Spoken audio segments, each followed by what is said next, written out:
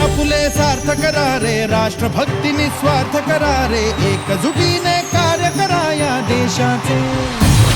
या साथी बना अनसाथ करा रे, मातृभूमी ही आज पुकारे, जागृत हो